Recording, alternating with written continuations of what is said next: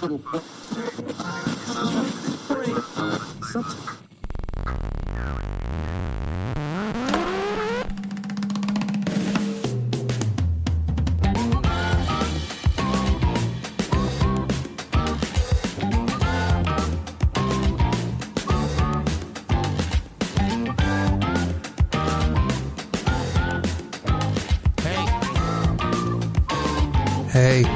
there it is. There it is. Pierre Hulsebus is in the house, baby. It is the time for the podcast. Welcome to Hustle is the Hack. Because it is Hustle is the Hack. I hope you're having a great day. My name is Pierre Hulsebus. Who am I? Well, I am Pierre Hulsebus with over 30 years of direct technology sales experience. I am here to help during the next, period of time, 30 minutes to an hour. I can't really nail this down yet. We're going to get you help to get your game on, your selling game on. I'm going to help you identify, acquire, and retain the most valuable business asset that you have. What is it? What is it, Pierre? What is it? What is it? Well, let me tell you what it is. It's a customer. That's right. You need a customer. Without them, nothing happens. You just have a club of grumpy people. That's what your company really is if you don't have a customer, because nothing happens until somebody sells something. It all starts with a customer, and sadly, so sadly, it comes to an end when you don't have any more customers. So whoever dies with the most customers really is the win. Now, how do I do this? How does this whole format thing work in the podcast? Well, let me tell you, we take the latest innovation in business. We take proven methods and models, and we add a pinch of 30 years of technology sales experience from the hustler, the chief hustle. And, we mix that all together. I have this patent pending Pierre's Magic stack of stuff, and we pull this all together, we put it in the blender, and there you go. You can freely read my blog, and we spit all this amazing analysis out in a period of 60 minutes. So I'm just going to ask you to sit back, relax, and enjoy the next podcast number 12. Here we go.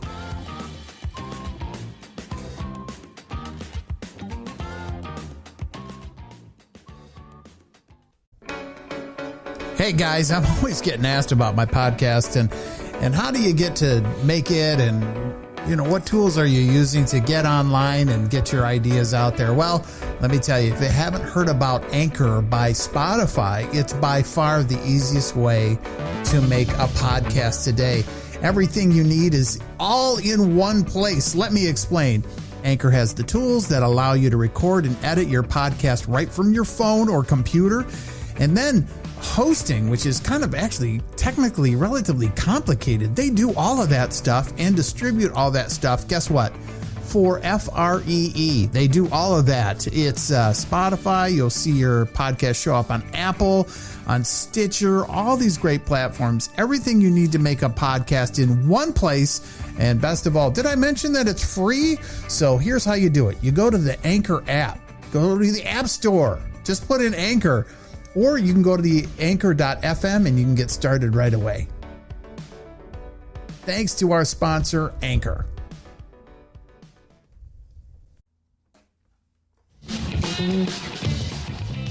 Hey, we're back. We're back from that little break there. And let's see the special recording button. Hitting the recording button now. Trying to work on this whole podcast thing has got its ups and downs. It's like somebody asked, I do some work in the elevator business, believe it or not. And when you ask an elevator salesperson, how's business, you say, it's got its ups and downs. That's a bad dad joke. That's the bad dad joke is what that is. Hey, There you go. Let's just turn that down. Let's just turn that off, and let's just keep going. My name is Pierre Holsabus, and who are you? Well, hopefully you're a lifetime learner. You're on your learning journey, and you are here in my podcast studio. Hustle is the Hack. It's my home studio at home where I work and play and spend time with my little puppy, Falco, the Wonder Puppy, and the family. And we do all sorts of fun stuff here. Have folks at we call it the Gathering Place. That's our home. And that's where my studio is. And that's where I'm working today at the Gathering Place home studio number 1. I actually have 2 studios in my home. I have this studio, which I do my daily work in, not only my day job, but my podcast and just other stuff. And then I have a music studio, and maybe someday we'll talk about that, some of the cool music, fun stuff that I like to do. Well, we were, and so who are you? Well, hopefully you're kind of new to sales. You're a lifetime learner. Maybe you're new to sales, or you're trying to get better at selling, or you're, been a veteran of sales and you're just looking to pick up some tips and tricks. And that's what this is all about. We're really here to kind of give you my thoughts and talk about tips and tricks and things like that are out there, and knowing that there's not a shortcut to any of this. Like, to be successful in this business and pretty much anything that you do in life, there's a lot of work that goes into it. And a lot of people, just like a lot of people think they're funny, a lot of people think that they can sell. Anybody can sell. It's just, you just get out there and do more dials. You go out there and call more people. It's a numbers game. Just go out and follow this script, and the magic is going to happen. You just need to know the 15 closing techniques. And when you follow my magic formula, then, you will be successful at selling. And it doesn't work like that. There is no magic formula. I'm going to tell you, from 30 years of doing this, there is no magic formula.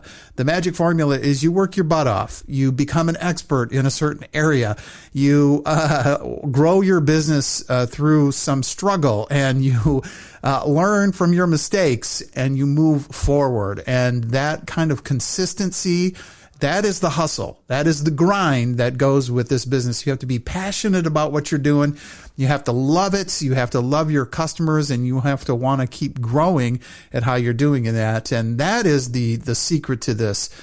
So if you're new in sales and you're looking, you hope like, hey, I'm going to listen to Pierre, and then, I'm going to pick up 4 things, and I'm going to be instantly productive.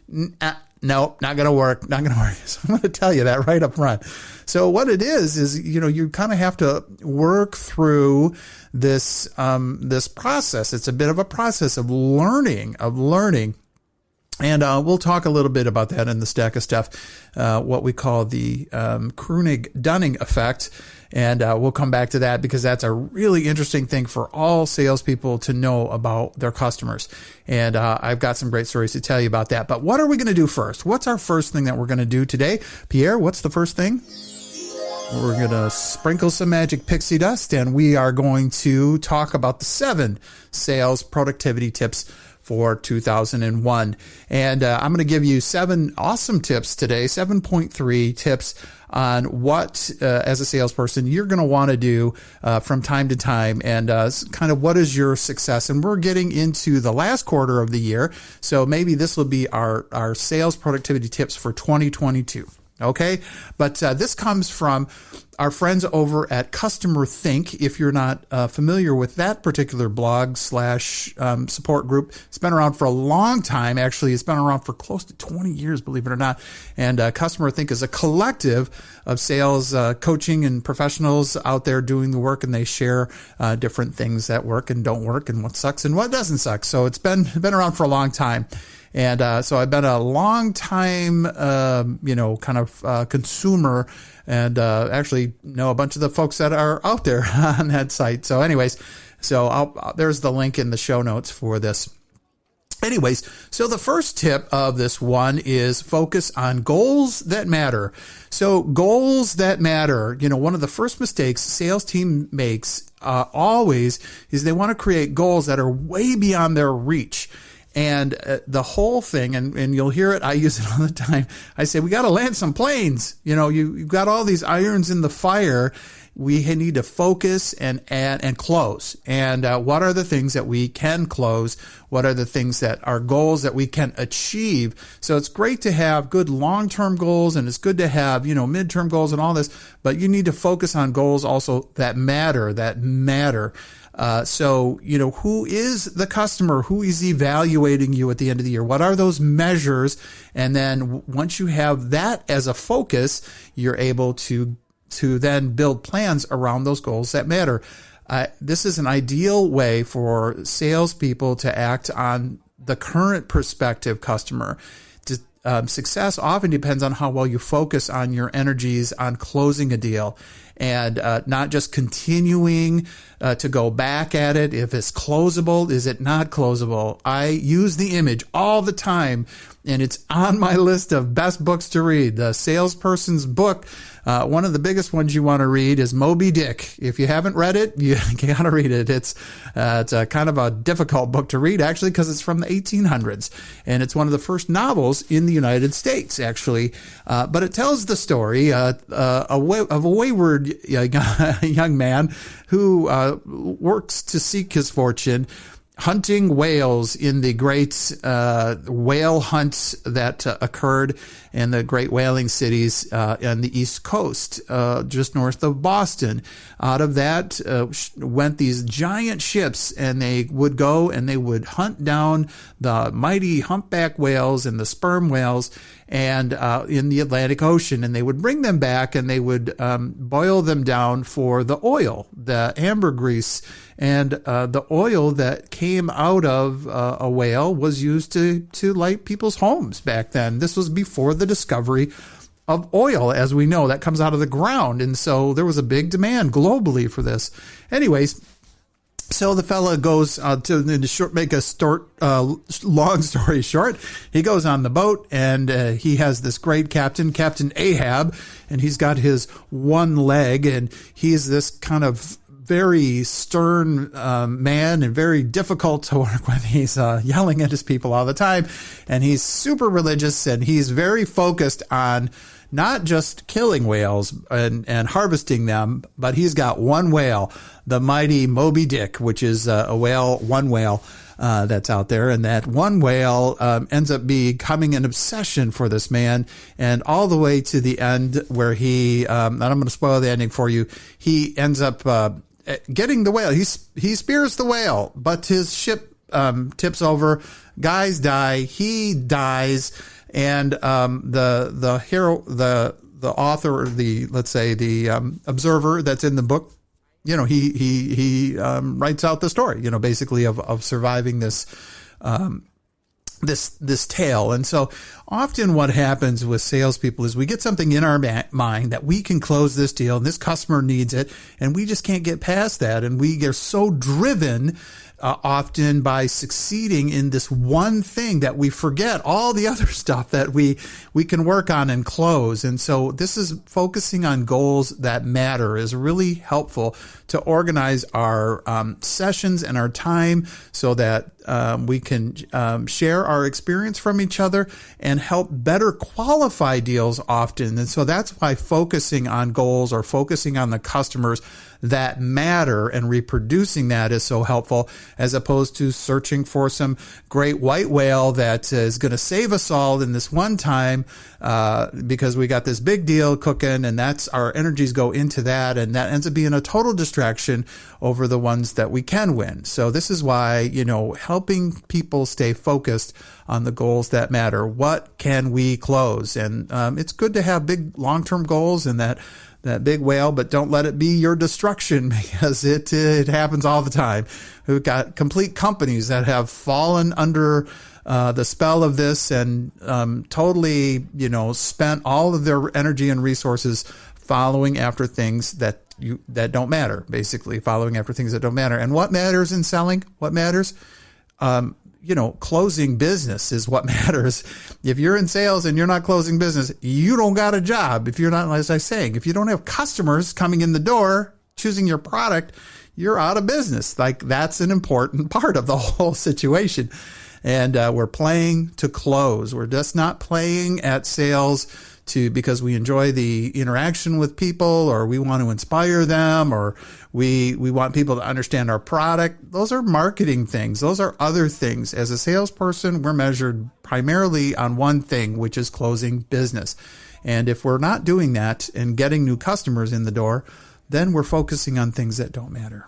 So, you can work on your presentation all day, but if it doesn't help you close a customer and your presentation is no good, the ultimate measure is getting that, some of this stuff that we're talking about, some of this green, this is what I'm talking about. Some PDPs, some pictures of dead presidents. You want some of those, some Madisons, some Jeffersons, some Benjamins.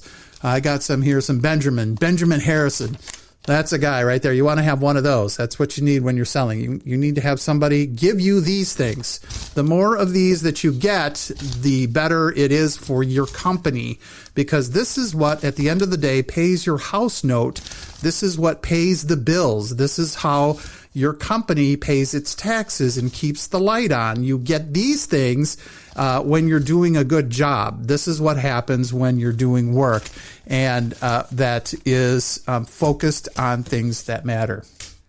So it's not that we need to be money hungry. I'm not greedy, but I have a value that, that in my job, I am measured often by this measure. Getting customers. If I don't get customers, then we don't have a job. We don't have a business. All right. That should be the central focus of any business endeavor here. All right. Number 2 on the list as a great tip for productivity. One, I'm not paying attention to things that don't matter. Next is I'm using automation to save time. The most valuable thing we always have is time, right? That's the big thing. Studies show that sales representatives spend about 20% of their time writing emails, right? Writing emails. Let's just use that as an example. Spending time writing emails reduces my energy. I don't like writing emails. I make spelling mistakes at emails. And sales executives use this, often in the selling process. So, get good at writing, right? That's a good thing. But, you can automate a lot of that process in terms of follow-up and your whole sales process that you have around emails of follow-ups and like intros and things on that order by just using automation tools. And you don't need something super sophisticated to do this. You can do mass emailings out of Gmail. So this isn't stuff that requires a huge investment. If you have a small business or a nonprofit, these are the kind of tools that really, really help. You can start email campaigns to get visitors to your sales site. Prospects can receive emails when they take actions like filling out an online form or something on that order. Examples of emails include like welcome emails, thank you emails, follow-up emails. I have tons of emails that I template related to my job that asks technical questions. So I have lots of technical questions that come in all the time. How do I install this? Where's the resource for this and that? I have templates. I keep them in my OneNote all the time. I put them in Outlook, and so I can just push the magic button and it formats and attaches an email and pushes the button. So just look at using automation. That's just one thing that probably saves me 2 hours a week of trying to have to come up with a well-crafted email that, follows up on some technical stuff for me having to go, oh, that's right. Let me remember where that is and go find it and get it. I try to use, automation to help save my time. And that just gives me more time in front of customers and helping them. Number 3 on the list is the biggest one, I think, for me, because this is my daily role, is invest in training. Really, it's an essential aspect of productivity is for salespeople to have a deep product knowledge, an understanding of the product and industry that they're serving, understand the climate that they're selling into, the mega trends in the industry. All of these things help you as a salesperson create trust with a customer. Not that you have to be knowing more than them all the time or like showing your knowledge by spitting out a bunch of facts. That's not what I'm saying. That's your style. What it comes to knowing the stuff so that you can carry on a significant business conversation and add value to that conversation. That's how you engage with a customer and with a prospect. And so if I am out there talking about real estate in the city that I'm selling stuff in, guess what I can bring to the table is my local knowledge. I know, when somebody moves in, where the schools are, I can give them access to all this information that they wouldn't necessarily have because I have invested time in building up my knowledge about this one area. If I'm selling cold steel into a boat manufacturer engine company that makes boat engines, I need to know about the marine industry. I need to know about the industry of steel and what the transportation is, what the supply chain challenges are, what's the next big wave. So these are all part of kind of selling solutions. You want to be able to teach and enable as part of that process that helps you become a valuable resource for that customer and being able to add value. And so it's all about, you adding value all the time throughout that entire process. So it's not just like investing in training like, oh, here's my sales methodology, or now I know I took the Tommy Hopkins 47 close techniques, like on how to be better at selling. That is good. That's why you're on this podcast, and I appreciate that. So definitely invest in sales training, but also invest in industry training. So for many years, I was in the sales of computers, actual hardware, computer hardware, and systems and networking integration hardware. And so what did I do? I invested. My company was teeny tiny.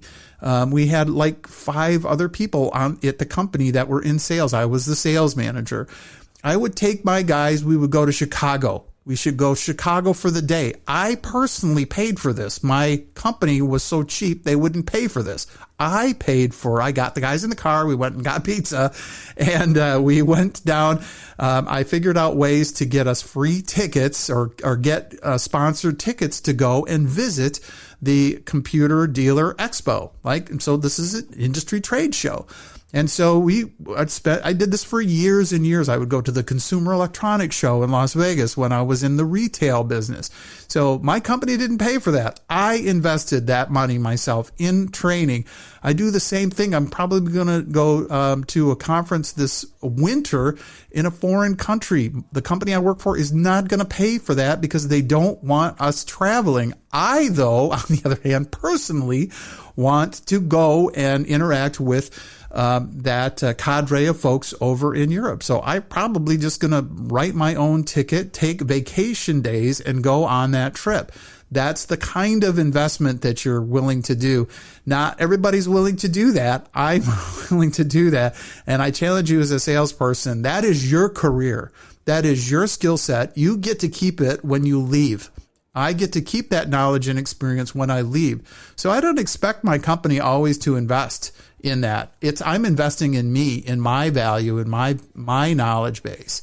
And in the world of complex selling and solution selling, the more you know, I can now teach and take control of a sale because I have a better insight than anybody in the room around what is the trend of the industry. I have credibility now because I've attended their industry trade shows. I go to other trade shows. I go to my customers' trade shows. I've been to one of my big customers out of Milwaukee that does IoT devices and automation technology. They're a very well-known company, and they have their own automation fair. I go to that every year. I try to go. I do it online. I'll take days off, or I'll just fly to Atlanta or Milwaukee or Chicago, wherever they're going to put it on. It's an easy investment to make. It's a no-brainer. Those few $100 that it's going to cost me to get on a plane and a cheap hotel and, go and learn and be in a different environment is well worth the investment. It always pays back. And one of the things that every week, I'm telling you, every day I deal with this because I work for a giant corporation. It's all often about the corporate, the head shed always wants to think about, well, this costs a lot of money to do this. It's like, Well, yeah, it does cost a lot of money to do that, without a doubt. There's no arguing that. You're stating facts. Spending money on training and investing in us is not cheap. Okay? But we don't sell a cheap product. It's not cheap for our customers. It's valuable. And if we, it's like the old adage, if I don't, it's, we used to say when I was doing radio advertising, not investing in advertising to save money is like not winding the clock to save time. So it's the same thing. Not spending money on training is like not winding a clock to save time. It seems like, a waste of energy, but it's not. If I don't wind it, my clock is done with. And so if you're in the high-tech business or in the low-tech business, you better figure this out pretty quickly, because there's other people in the room that are going to know more than you do. And you better be able to kind of run with the big dogs, so to speak, depending on, kind of the industry that you're in. Be prepared. And so this is how you do it. So training our salespeople is the way to go. This is like, I don't have a sense of entitlement that my business always had to do that, for me now, because I wasn't willing to wait. I'm very impatient. Now, when I'm in charge, I'm all about paying and getting that stuff out there, but I'm telling you something, there is something about it when when the company doesn't pay you, it's more dear to you, and, you value it more. And so maybe that's why I value this so highly, because I personally spent thousands and thousands of dollars, a lot of credit cards, when I'm on 100% commission, not making money, and I'm going to go to a trade show. That's like a hard thing. When I was a young person, I had kids. We lived in a trailer. I wasn't wealthy. I didn't have a lot of money back then to do this stuff, but I was willing to make the investment.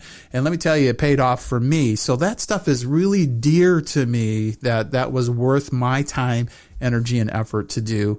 And I kind of shake my fist at a company that's not willing to step up to the plate and invest in training in their people. It's the stupidest thing you'd ever do. It will always return to you manyfold when you do it well. So anyways, that's tip number 3. So here we go. Let's go to tip number 4. Number 4 is optimizing. Let's do that to wave the magic wand over top of the tips. Is, optimize your sales prospecting. More than 40% of salespeople say that prospecting is the most challenging part of the sales process. And it's probably the truth. That's probably true. I would say that some people really love it. Some people do not like it. Prospecting is difficult. I will totally admit it, that is very hard to do. And depending on where you're at in the company and the organization that you're in, some organizations have just dedicated folks that do prospecting, that go out there and work on kind of generating leads and follow up on leads and working to create interest through significant conversations with folks. And that is not an easy thing to do. It is not. It can be demoralizing at times because what goes on behind the scenes is, you're getting rejections and you're getting people that, hey, I'm not interested.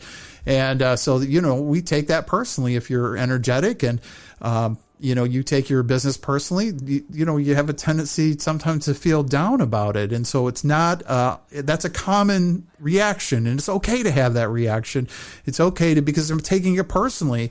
I take my work personally. So criticism of it kind of hurts sometimes. And when people reject us, you just want to kind of take that to heart and you feel it's a rejection of you, but don't do that. Don't take it too heavily. It's not a rejection of you personally. It's a rejection. Maybe it's not the right time and the right place. Maybe they're not right value. Like they showed up at a trade show, but they were just kicking the tires, or they just left their job and they were just doing what I was just talking about, just investing in training and learning. So people have different reasons why they show up on your prospect list. And really you're trying to find that common ground, and is there interest? Are we getting some knowing and some liking, and is there interest? And if there's not, move on and don't take it to heart too much. It's critical to understand that your customers have common ground with you. They want to learn about why some customers choose the products and service over those that choose a competitor. They want to know why you. And that's one of the biggest reasons when you start doing your prospecting and optimizing the prospecting process. It really is understanding why people buy your stuff.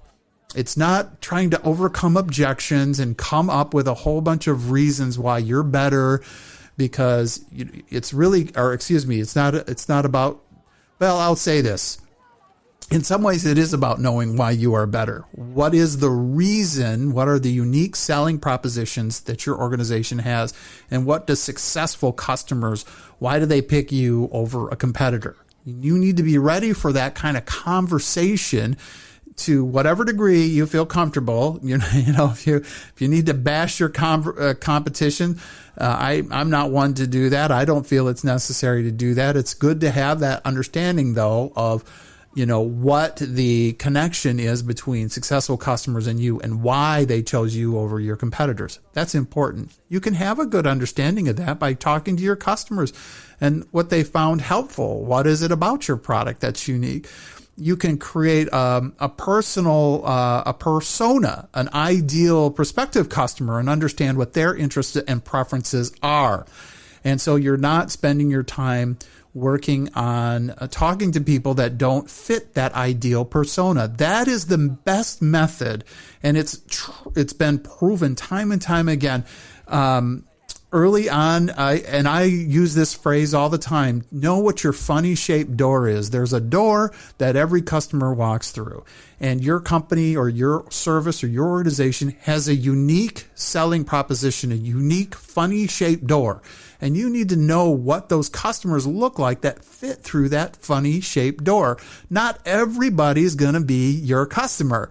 If you sell Cadillac cars, I'm not going to be out there and someone drives up in a Chevy pickup truck, and I'm the guy selling the fancy Cadillac cars. There might not be an exact fit for that person, and I'm going to want to qualify early on in that prospective conversation. Is this your primary car? I love this car. You're going to figure out really quickly if this person fits that unique selling proposition, my funny shaped door. Do they fit it psychographically? Do they fit it economically? Those are the things that I'm going to want to know when I'm doing my prospecting stuff, so I can have a nice conversation. I've got a couple questions that I'm asking during that intro part of the conversation, and then I'm making a judgment.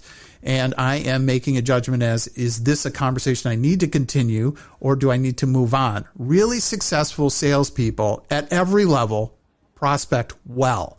That is the trick. If there's a hack, if there's one thing that you can do well, it is disqualifying unqualified customers so they don't waste your time, and you're not pitching something that they're going to be upset at later on. You want to retain them. So you don't want to just, use your awesome selling mojo powers to convince somebody to buy something that they're not going to like in 2 weeks, because we need to keep those customers. We've talked about retention. So create a prospective persona. What does that customer look like? What is my most ideal customer? And that's what I'm looking for. I'm not buying a list and going down the phone book and going, well, everybody needs a cell phone, so I'm going to go out and start selling cell phones. And so that's how I used to do cell phones. So, that was what my company did early on. Well, everybody that has, more than 5 cars in their company needs a cell phone. And so that's who you're going to do. You just any fleet, you could just go out there and do it. And you'd find a bunch of them are already, half of them that have fleets already have radios that are way more reliable than the cell phones that we were selling back in the day.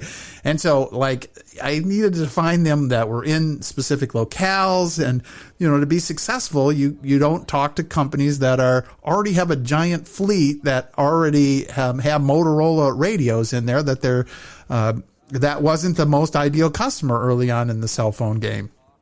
So it's very interesting, but we need to optimize our sales prospecting. All right, we're coming down to the last couple here. Number 5 is spare time to plan for the next day. And I do this. I don't do it day by day. I plan the week. And so a lot of times I will find myself Sunday night after church, get my coffee. I go downstairs a lot in my studio downstairs, like I was mentioning, play music. I kind of have quiet time for myself, and I find that time to be very reflective and help me kind of get in the mindset of what is going on next for the next day. I also spare time in the morning. I'm very good in the morning, actually right when I get up, before I come into my office, to really deeply consider what is happening. So I'll listen to news or listen to music, have my cup of coffee, sometimes sit at the table, literally doing nothing. And if you're sitting and watching me, you're like, what is he doing? He's just boring sitting there by himself. But I'm a thinker. I sit and think through all of this, and then I take the action. So a lot of it sits up in my head.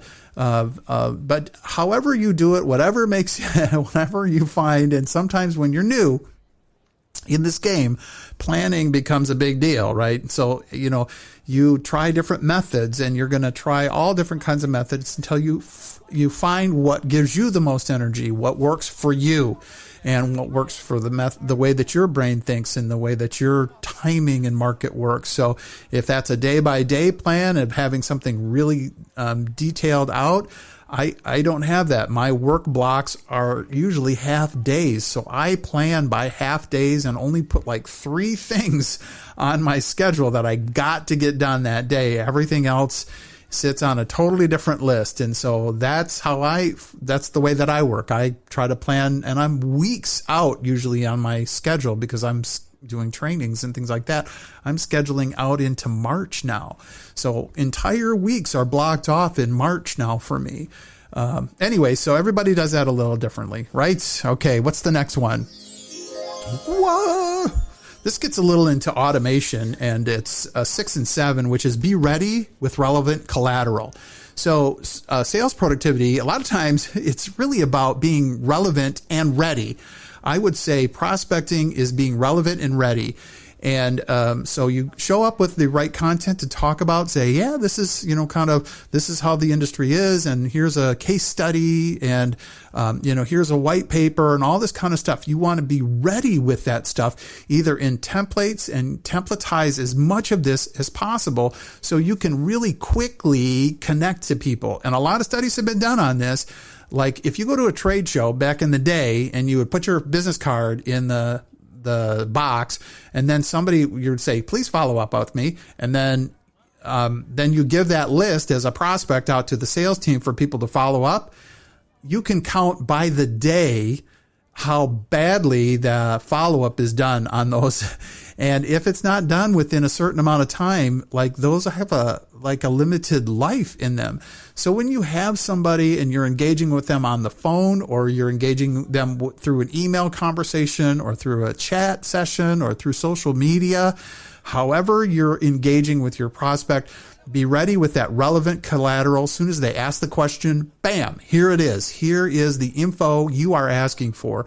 And what that does is that builds trust, is what it comes down to. You are showing that person that when you're hearing them, they're asking for this, you're ready to go. If you're doing a good job and you're in your industry and you have already who those ideal customers are, you already know what they're going to ask. Usually, if you're doing a good job, they're going to ask for that case study or that reference account, or, how people have perceived your product, or compare your product with another organization or another company. So the right way to be an efficient sales professional is really to be prepared in advance. I've listened to many, many lawyers talk about this.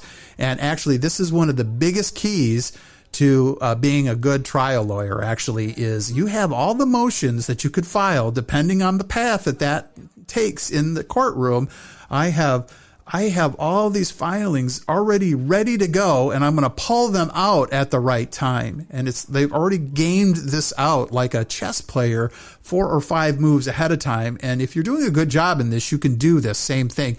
You know, when somebody has this particular objection or a question about something, you can already know the play basically for that. So, and you can really templatize as much as possible. Create those 2 or 3 email templates for different types of prospective customers that save the time to consume on each sales call. So you can just create really a unique sales script for that customer. So you've got something to start with, and you can kind of then go down the road of, okay, they're a small version of my ideal customer. They're a big version of my ideal customer.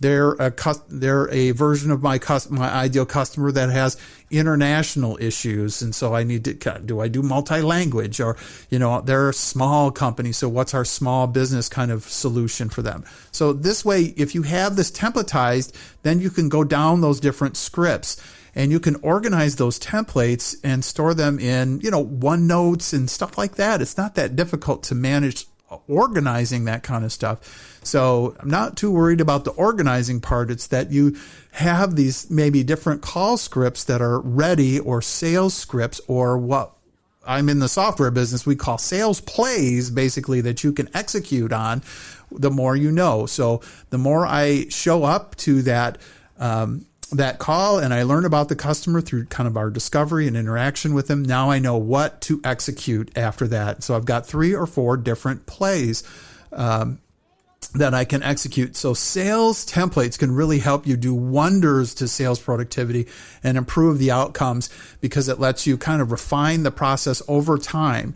And so that's that for now. That is my 7 tips for sales productivity. All right. So with that said, we're going to take a break right now, and we're going to come right back after this message, and we are going to get into the stack of stuff for this week. I hope you're having a great day.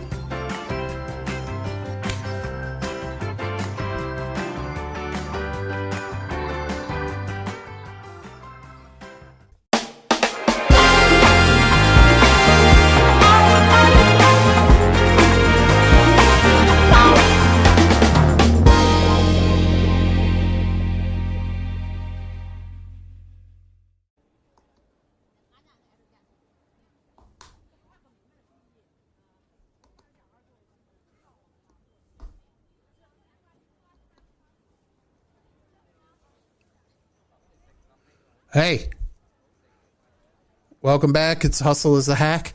My name is Pierre Hulsebus, and I'm here. HustleIsTheHack.com. That's what it is all about today. And we are in the stack of stuff. We're in the stack of stuff. It's so exciting. This is the best part of the show. It's the best, coolest, funnest part. Or at least I think it is. What do I know? Just run this show. I don't know. Produce it. I'm a producer. All right. Well, let's continue down our journey today. And as we talk about the stack of stuff. Now, what is the stack of stuff? Again, that stack of stuff is, it's really what is happening. That's the latest innovation in business. And what I like to do is take these kind of methods and models that are happening and kind of give my perspective on these. Now, and there's a reason why, because this is a pattern. This is a methodology that I've invented for myself, because sometimes I found I could read. I'm a voracious reader, and I would accept change slowly but surely. And but sometimes things happen really quickly in the economy, and big megatrends come, and I miss them. And so what I like to do is kind of reflect on these through this methodology. So I keep track of stuff over the week as I see them. I'm going to follow up on that article. There's different ways to do this. There's applications called Pocket. I use a different one. I use one that allows me to basically curate a list of websites and data that I find. It's called Wakelet, and so I use Wakelet because it allows me to share this out to everybody. But my Wakelet feed for Hustle is the Hack is out there. And so, this is stuff that I'm picking up all the time, and then I like to reflect upon that, about what are these mega trends, and then kind of say, okay, this is a point of action that I need to take. Something significant is happening, and I need to consume that, and I need to prepare for change. So that's kind of what I'm doing. And so I'm just sharing with you my mindset here, and this has worked for me as a methodology.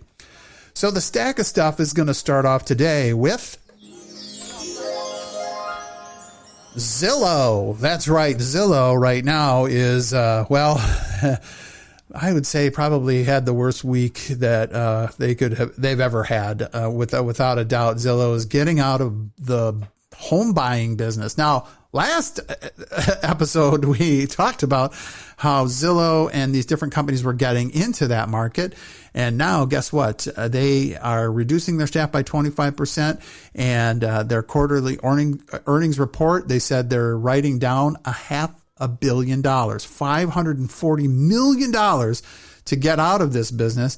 And they're shutting down their what they call Zillow Offers, which is the company that they have, or they're part of the company that they have that generates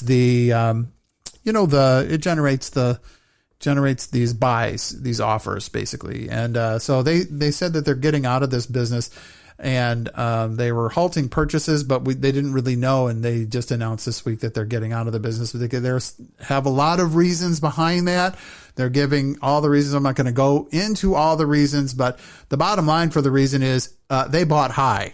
So, when you're making investments, you want to buy low and sell high.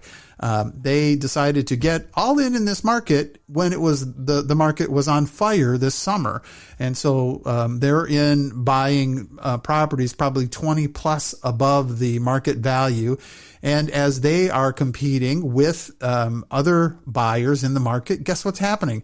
They're raising the price on themselves, basically. So they're creating more demand in a market that was already small. And so they actually added to the inflation of prices. And so their model that they had didn't account for this, and their data model, basically led them astray, if you will. So it was just strategically the wrong move at the wrong time. Maybe the right move at the wrong time might be another way to think about it. It's not that bad of an idea, but there's really one thing, without knowing all the things about the details. One of the things that they blame this on, or kind of not blame, but said they have supply chain and distribution and labor shortages, which has really caused them to get a backlog on the homes it was renovating and preparing for sale. And this was definitely confirmed by many different people that have that we've heard from that have taken the Zillow offers and then just watch their house that they sold Zillow sit there and not get fixed and not get refurbed and flipped. It sat there. And so Zillow, what they were trying to do is kind of create an Uber and a marketplace for contractors to come in and, refurb these houses. Well, they didn't execute on that well. So it's one thing to have a great idea and the revenue and the market, but you have one other kind of compartment that you have to do. We talked about this earlier, of having the play. You have to have the actual dynamics of the market considered. You have to kind of how are we going to execute on this? Do I have the resources to sustain execution on this plan? So the data gives me all the plan on where to go. I've got a ready market. I've got all the information. I'm ready to take action. And yet we haven't followed through and taken care of all the details. They didn't secure the labor that they needed up front to go and buy 3,000 houses. Flipping houses is not that easy. You have to have, people come into the place and repaint it and rip the carpet up and all of that. You have to have those relationships already in market. You can't just go, hey, we're Zillow, show up. Hey, Mr. Carpet Guy, we're going to have you come work for us. It's I'm already busy. I don't have enough. And it points out a couple of things. One is a shortage in labor and the demand for skilled trades. There's not enough tradespeople. We know that. In the hottest markets in the country that they went after, they didn't have this labor secured. So that was probably their biggest mistake, quite frankly. And it cost 2,000 people their job, and it cost the shareholders of that company $500 million. So big mistake. I have to put my hat off, though, and I'm going to give them the Pierre Hulsebus salute here. Salute, just like they do at, on Hee Haw. I'm going to give them the salute for, giving it a college try. Holy moly. It's good to take a big bet every once in a while. They are not out of business. So, you take risk, and you got to love folks that take risks. There's a great, a lot of people can be critical. All the shareholders hate these stories, but as an outside observer, I love this kind of stuff. I love to see companies take risk, and sometimes it doesn't pay off, and this one didn't pay off at the right time. Who knows? They may come back. They have to build that NASDAQ up again, and maybe they'll be back. Sometimes when you're the first innovator in something, the first guy to try it, you basically make a market for somebody else. And, so sometimes it doesn't pay to be first in the market, to be the innovator, the first one. Sometimes you let somebody else try, and then you learn from their mistakes. And there's plenty of other companies with lots of capital out there looking at ways to do the same thing. So who knows? Maybe Keller Williams will step into the plate, or some other company will do the same thing. But data-driven decision-making is great, but you have to be able to execute on that down at the tactical level. You have to be able to have follow-through with all the details. So, so that's an important component of this, having all the data and insight and the gumption and the capital. But if you can't execute, bad for you guys. Sorry about that. All right. Number 2 on the list today. We go through 3. That is our as is our want, as they say. So number 3 on the list is why are people leaving their jobs?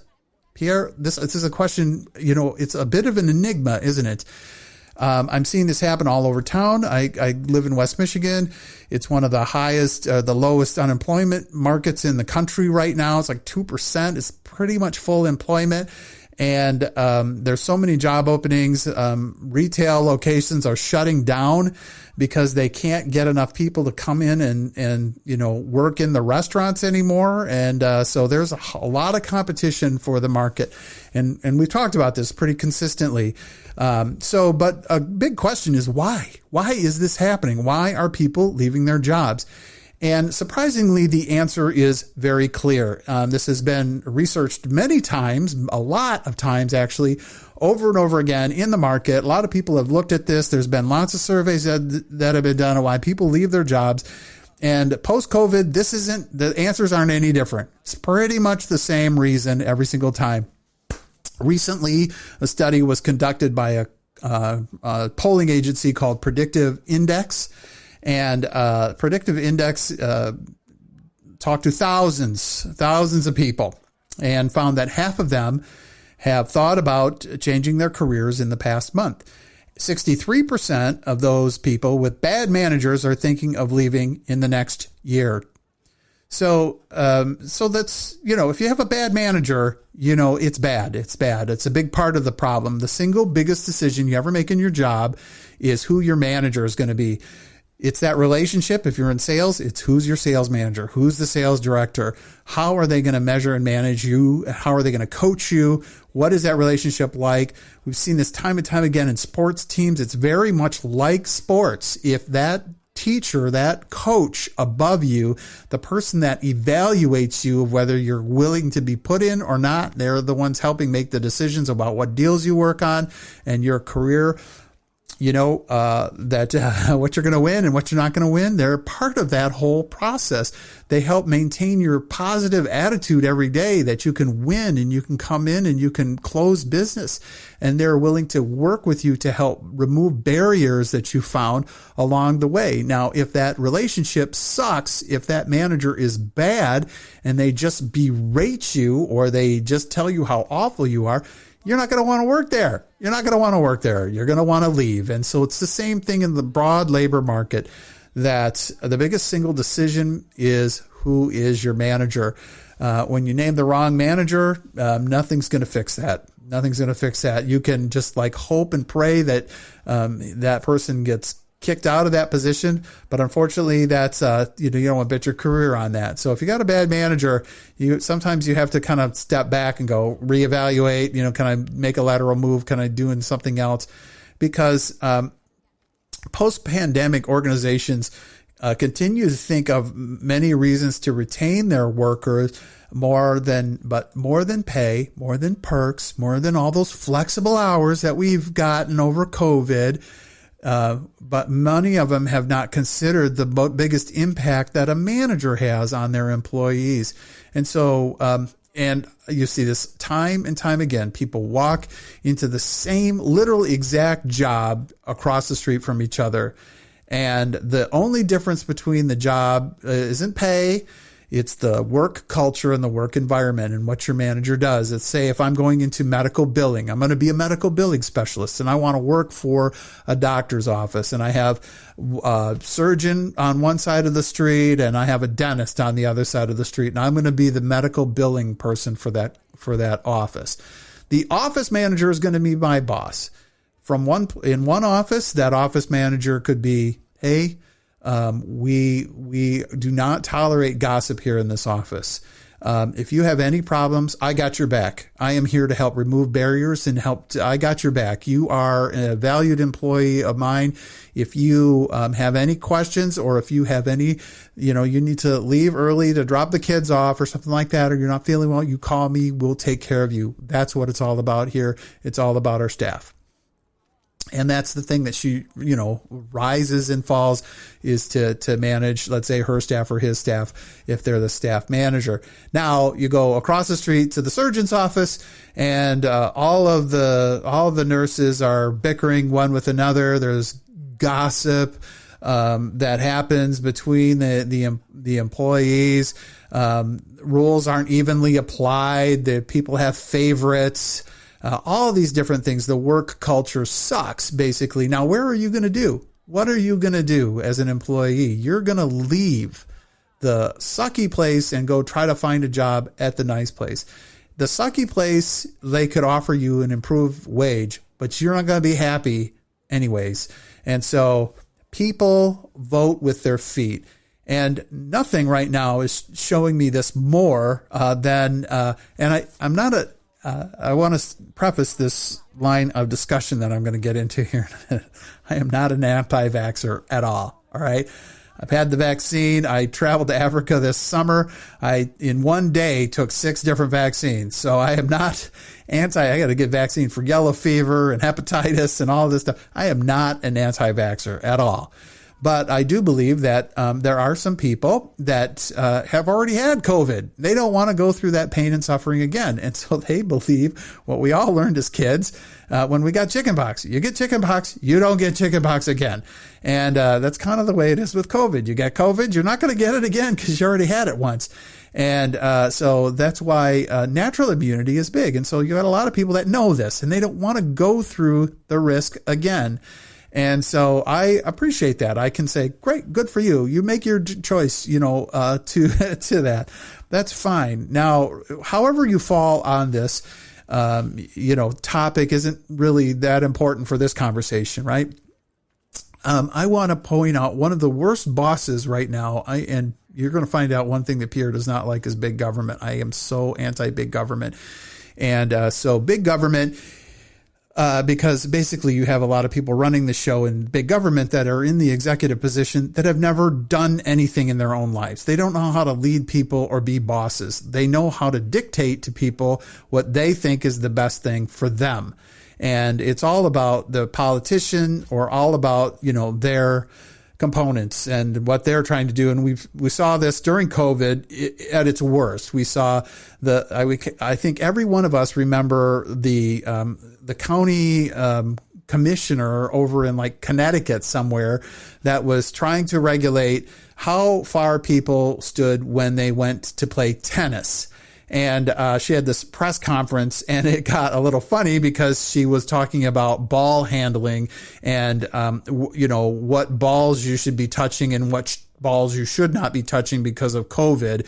And, she was literally out there regulating how athletes and recreational people would play tennis. Like, that's the most ridiculous, thing I've ever heard. Like, people know, okay, we know we're managing our own risk. Lighten up, lady. What do you have to do with my stupid tennis game? And so we've seen this. I lived in Michigan. We had a governor that did very similar kind of stupid things, very double standard-ish, where she would, have different standards for where she lived, of course. So, but the rest of us, we all had to, follow her dictates, and the power that the government has just, as they say, power corrupts. Anyway, so COVID did this. And then right now, the guy that is the worst offender for me, in terms of big government and really sucking as being a manager for his employees, is the mayor of New York City, Bill de Blasio. Bill de Blasio right now is basically telling, his first frontline, first responders, you must follow exactly what I said, or I'm going to fire you. Now, I'm not going to play the press conference. You have got to, I put the link in here. You've got to see this. It's crazy what he's talking about. But, here's some numbers.